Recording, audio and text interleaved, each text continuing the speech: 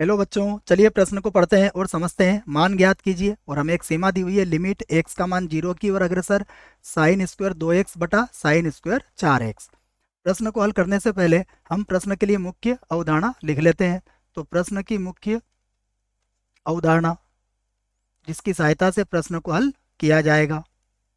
मुख्य अवधारणा में सबसे पहले हम 7 अनिवार्य रूपों को लिखेंगे। तो मैं लिख देता हूं अनिवार्य रूप। अनिवार्य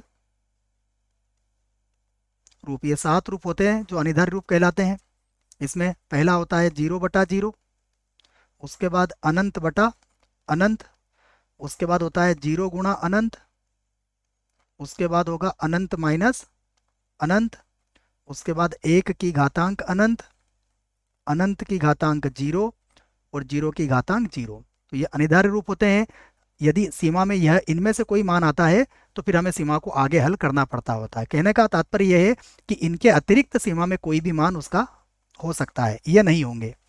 आइए प्रश्न को हल करते हैं। जो दिया गया प्रश्न है उसको देख लीजिए आप, मैं उसकी सीमा को लिख लेता हूं।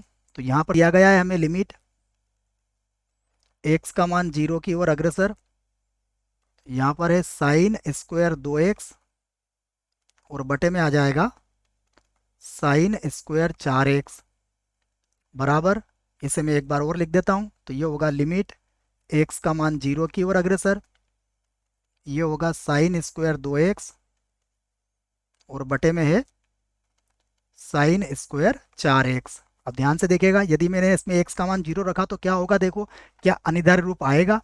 तो ये भी 0 हो जाएगा, ये भी 0 हो जाएगा, अर्थात ये कौन सा रूप हुआ, 0/0 रूप हुआ।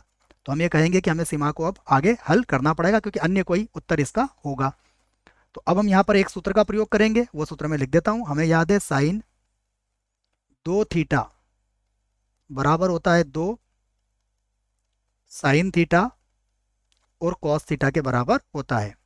तो इस आधार पर हम यहाँ पर साइन 4x में इस सूत्र को लगा देंगे। मैं लिख देता हूँ, तो फिर से लिखेंगे हम बराबर, यहाँ पर है लिमिट x का मान 0 की ओर अग्रसर है, यहाँ पर है साइन स्क्वायर 2x और बटा यहाँ पर देखिए साइन 4x को हम क्या लिख देंगे, साइन 4x को लिखेंगे हम 2 साइन 2x और गुणा कॉस 2x, और पूरे की घात कितनी हो जाएगी, पूरे की घात 2 हो जाएगी क्योंकि हमने मान केवल साइन 4x का रखा है और साइन का वर्ग हो रहा है। इसको आगे हल कर लेते हैं। तो बराबर यहाँ पर होगा लिमिट, और देखिएगा x का मान 0 की ओर अग्रसर है, ये होगा साइन स्क्वायर 2x और बटे में हो जाएगा 2 का वर्ग 4, फिर मिलेगा साइन स्क्वायर 2x और गुणा फिर हो जाएगा कॉस स्क्वायर 2x। तो यहाँ पर देखिए साइन स्क्वायर 2x से साइन स्क्वायर 2x कट सकता है। क्यों कट सकता है, क्योंकि यदि x का मान 0 के बराबर नहीं होगा, 0 की ओर अग्रसर है, तो साइन का मान भी 0 के बराबर, साइन 2x का मान भी 0 के बराबर नहीं होगा।